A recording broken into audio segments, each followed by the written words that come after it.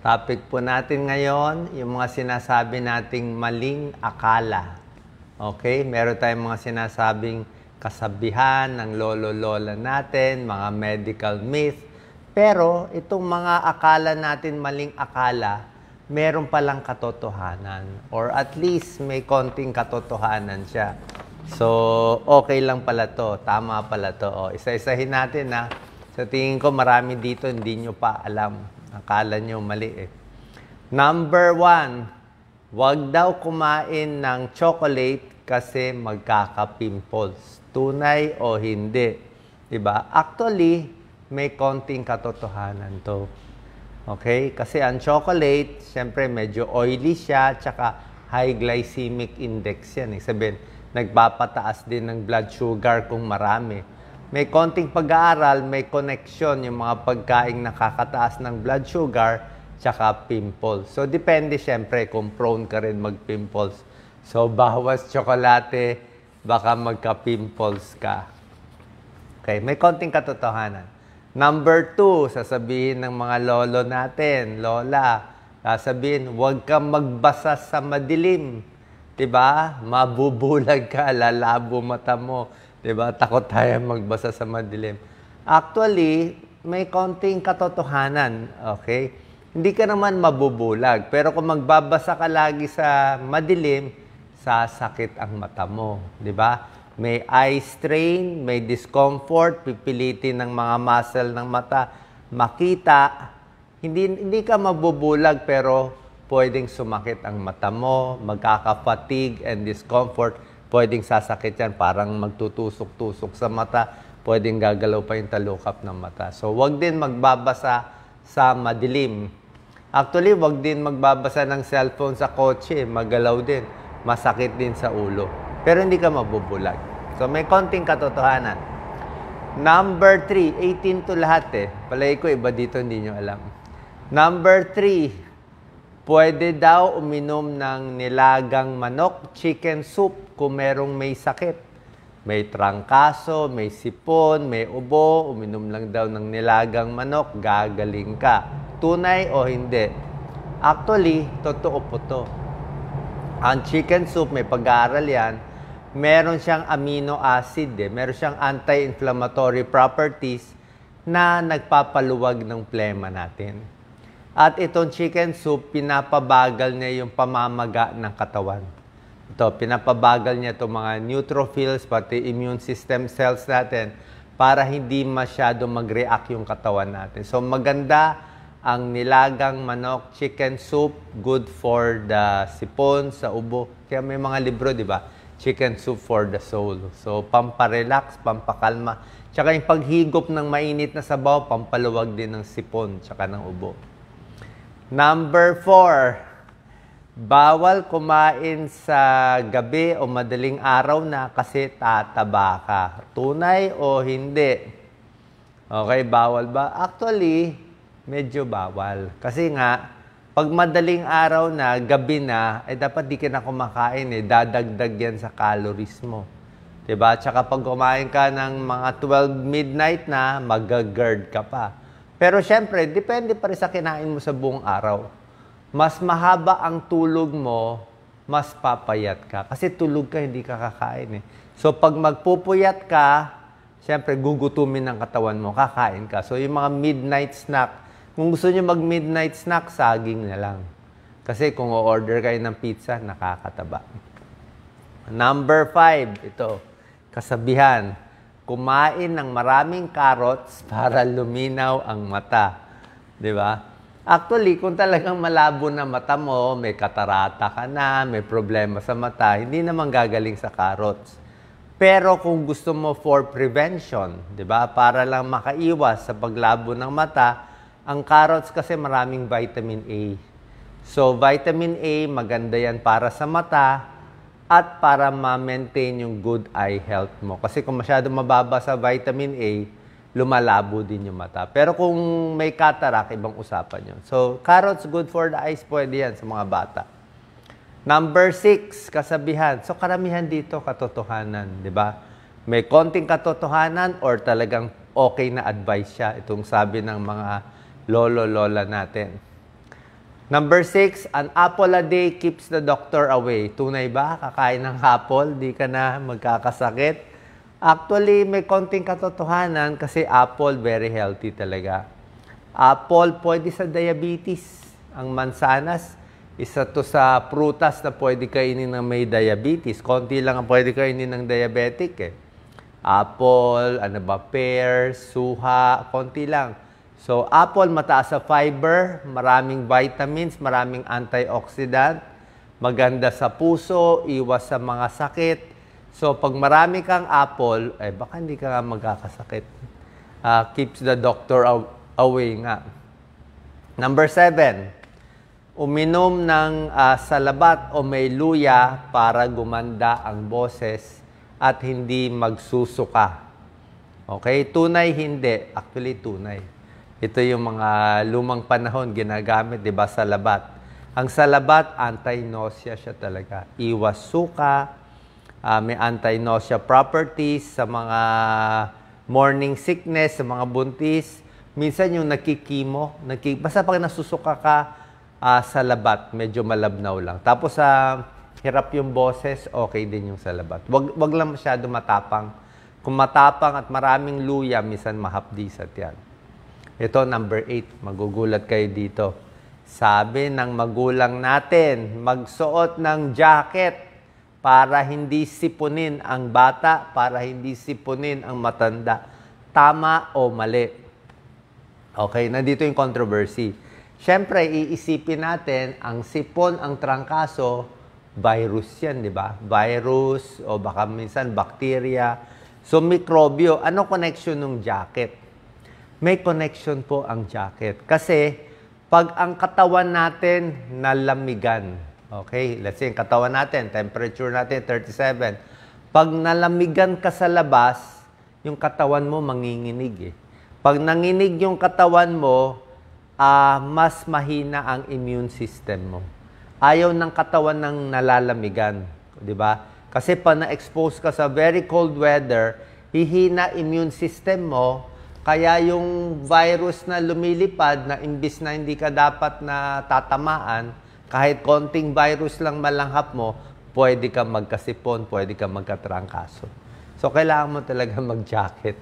Kailangan mo mag-jacket para hindi sipunin, hindi magkasakit, lalo na sa matatanda. Sa mga senior citizen, kailangan nyo. Minsan nga sa mall, kahit sa mall, pag malamig ang panahon ngayon, let's say pag November, December, yung mga bare months, pwede ka na mag-jacket kahit sa mall, lalo na pag tumatanda at kung payat ka. Mas payat, mas malamigin, mas matataba, meron sila sariling taba eh. Hindi sila nalalamigan. So, warm clothes prevents a cold. Number 9, bawal maulanan. Pag naulanan, magkakasakit, di ba? Actually, tama rin yun. Oo, di ba? Sabi mo, anong connection na nabasa ng ulan? Kasi nga, nalamigan eh. Yung pa rin ang explanation. Pag nalamigan, hihina immune system. Pag mahina katawan mo, nanginginig ka, nahirapan yung katawan mo, pwede ka magkasakit. Ibig sabihin, napagod ka eh. Kaya pag nabasa ka ng ulan, pwede mo na ituloy sa ligo. Di ba? Nabasa ka ng ulan, malamig, o di iligo mo ng warm water, maligamgam na tubig, mainit-init, para makabawi yung katawan mo. Kasi gusto ng katawan natin mas mainit, mas kalmado, mas relax. Diba yan ang turo ko sa inyo?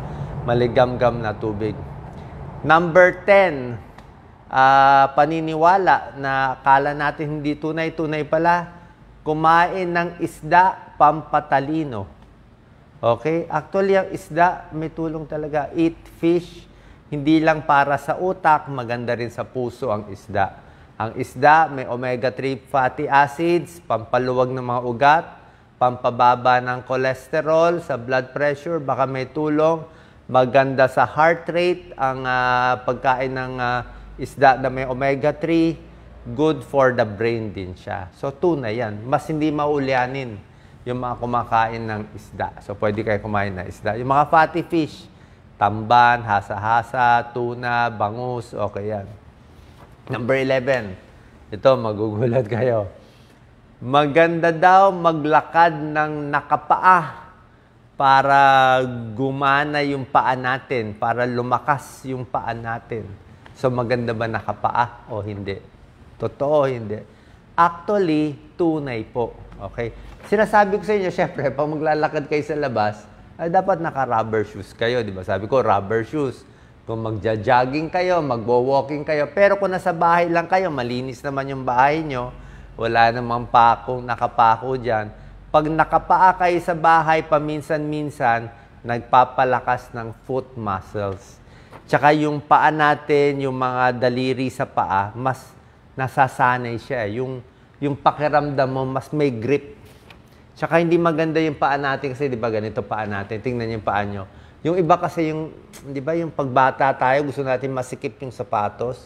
Kaya yung paa natin, nagpapatong-patong na yung daliri, di ba?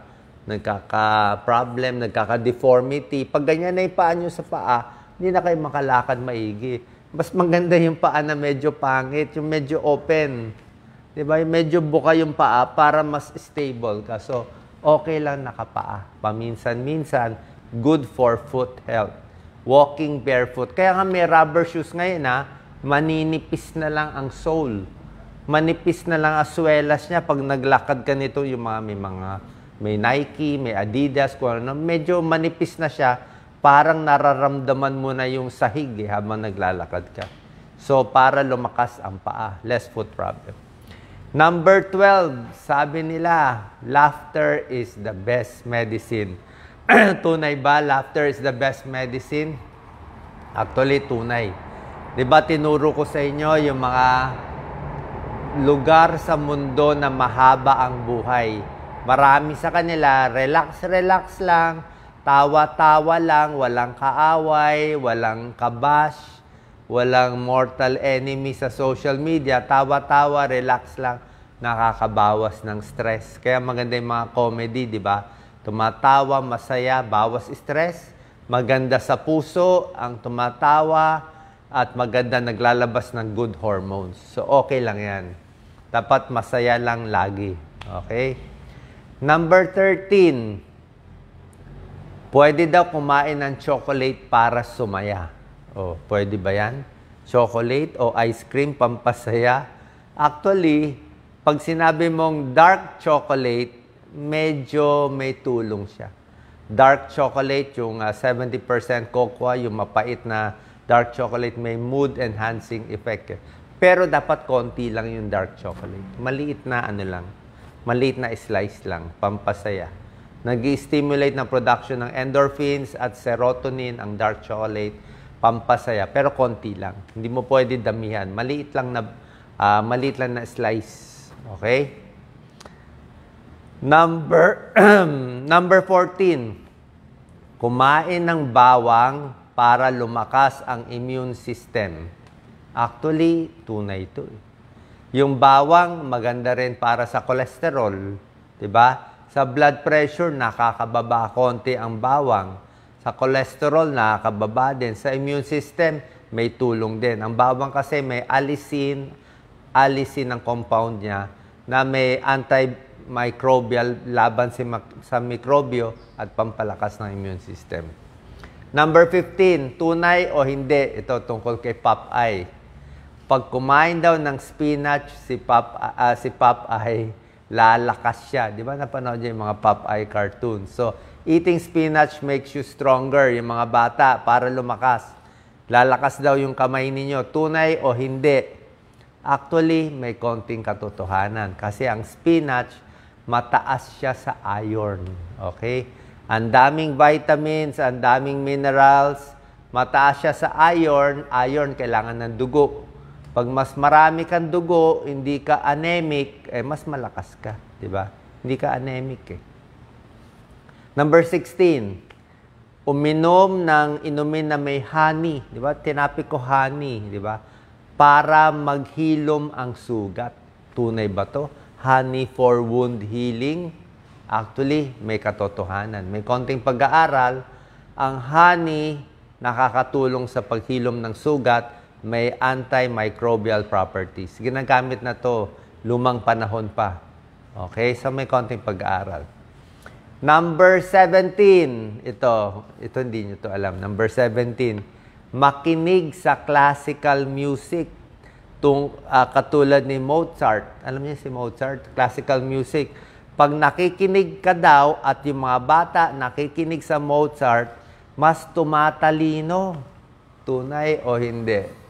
Okay? Actually, may konting katotohanan to. Okay? May pag-aaral siya eh. Mozart effect ang tawag doon. Pag nakikinig sa, hindi yung mga music natin yung classical music, parang nai-improve yung ano natin, yung pag-compute. Pag-compute, mga spatial temporal reasoning skills. Ibig sabihin yung mga pag-solve ng mga IQ test, mas tumatalino konti. Okay? May konting pag-aaral yan. Ngayon, kung yung mga buntis makikinig ng music, maririnig ba ng bata? Hindi ko alam kung tunay yun. Wala tayong pag-aaral. Pero kung ikaw makikinig ka ng classical music, medyo maganda daw sa utak. Nakakatalino. Number 18. Uminom ng 8 basong tubig para lumakas. Actually, tulad nga sinasabi ko, hindi naman kailangan tubig yung 8 baso eh. Pwede naman 4 na baso yung tubig, yung iba tsaa, yung iba buko, basta maka 8 baso ka. O pag sa may edad, pwede naman 6 na baso lang. Pero, pag maraming iniinom na tubig, 6 to 8 glasses, maganda talaga sa katawan. Safe ka sa kidney disease para hindi magka-kidney failure, hindi ka magka-UTI, hindi ka ma-dehydrate, maganda sa balat. Actually, maganda din sa puso, sa baga, sa ubo, ang pag-inom ng tubig. May sakit sa lagnat, lahat tubig pa rin. 6 to 8 glasses. Kailangan natin yan, lalo na pag tumatanda. Okay? Last, meron akong bonus. Okay? Meron akong bonus. Bawal daw mag-crack. Actually, itong isa eh. Bawal daw mag-crack ng, bawal daw magpatunog. Pag lagi daw nagpapatunog, magkaka-arthritis. Tunay o hindi. Ito, dinagdag ko lang na tip, pero actually, hindi daw nagkakos ng arthritis ito eh. Pwede naman daw ipatunog konti. Kaya lang, may konting pag-aaral. Pag lagi mo kinakrak araw-araw, minsan daw namamaga konti. May konting pamamaga. Okay? So, wag din naman sobra at wag araw-araw. Yung pampaluwag lang, wala namang masama. Pero yung paulit-ulit, pwede lang mamaga. Okay? So, sana po nakatulong to. Itong mga medical myth, kasabihan, akala natin hindi totoo, pero in the end, meron palang konting katotohanan. Salamat po.